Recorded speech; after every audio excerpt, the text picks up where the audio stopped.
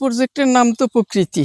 প্রকৃতির সমস্ত কিছু এই প্রতিষ্ঠানে প্রোডাকশনের কাজে ব্যবহৃত হয়। ফুল, ফল, ফুলটাও কখনো কখনো এটার পাপড়ি আপনার কাগজের ভিতরে দেওয়া হয় টেক্সচার হিসাবে। বিভিন্ন ফুল, দুব্বা, ঘাস ইত্যাদি নিয়ে একটা ডিজাইন করা হয়।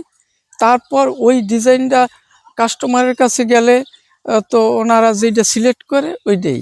আমাদের এখানে খুব কম কেমিক্যাল ব্যবহার করা হয়। ফুল বিভিন্ন সময় ছেলেমেয়েরা গিফট করার জন্য ব্যবহার করে, অথবা ফুলদানিতে সৌন্দর্য বর্ধনের জন্য এগুলা কাজ করে।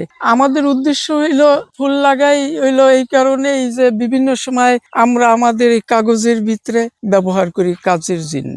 আসলে ফুল তো এমনিতেই কিছুদিন পর ঝরে যায়, পড়ে যায়, পাপড়িগুলা নষ্ট হয়ে যায়, আর আমরা এগুলা নষ্ট হতে দেই না।